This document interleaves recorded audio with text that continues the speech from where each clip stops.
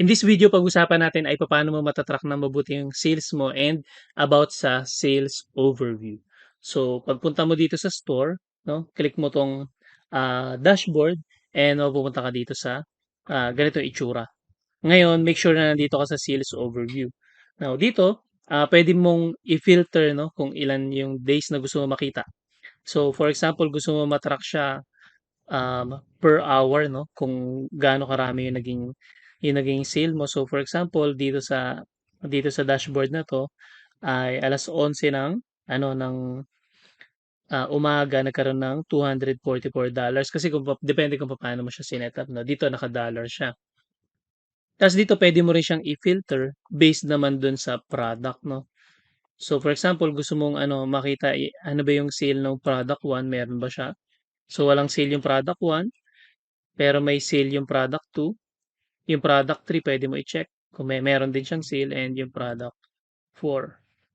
Ayan, so wala din 'no, o kaya naman which is not 'no, so product 4 so puwede mo siyang i-ano 'no, puwede mo siyang i-track per product.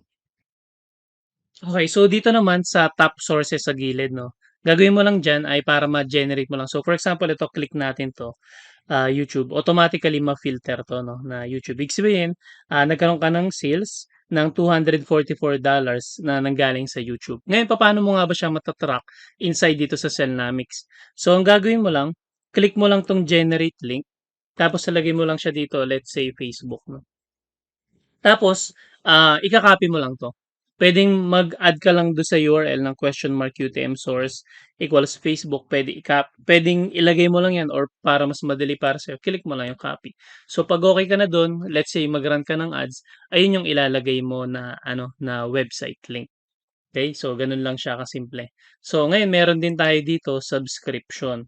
Meron tayo dito new subscription. Normally kasi 'pag sinabi natin na ganyan 'no, subscription, eh, ito yung mga tao na, regularly bumibili sa'yo kumbaga automatically may ano sila, automatic reorder. Okay, so kunyari monthly sila umorder ng supplement mo, ganyan 'no. So dito nakalagay dito ilan yung naka-subscribe and then ilan yung nag-cancel and then new MRR ibig sabihin naman yan yung monthly recurring revenue mo and then ito yung total. So, sa ngayon walang naka-setup 'no, pero pag-uusapan natin sa susunod na video 'no, yung about dito. And then meron din tayong tinatawag dito na ARPU or average, revenue per user. So ibig sabihin magkano ba yung, average na nagiging order sa'yo per customer, ayan. So ta's meron din tayo dito na upsell and downsell. So pagdating naman natin dito ay, 'pag sinabi kasi nating upsell, downsell, let's say bumili sila ng isang box ng supplement. Ngayon gusto mo silang i-upsell for example, "O sige bili ka ng, 3 box tapos, free shipping plus ano meron kang discount na let's say ano, 10% parang gano'n 'no. Kapagka downsell naman yung kunyari dinecline nila yung ano mo, yung offer mo na yun, o sige hindi na siya 3 boxes ano na lang siya additional 1 box. Pero this time may 10% ka pa rin pero hindi na siya free shipping, parang gano'n 'no. Dito makikita yun 'no. Ta's meron ka din puwedeng maglagay ka din dito ng, bump offer. Normally 'pag sinabi nating bump offer ito yung nag-checkout na sila ta's may makikita sila na na i-click lang nila yung check para ano, para magkaroon sila ng additional order. Okay. So, kasi yung upsell, downsell, additional page siya. Pero pagka bump offer, nandun lang siya sa same page ng inorderan nila, i-click lang nila yung check para ma-add dun sa, total na magiging ano nila, na babayaran nila.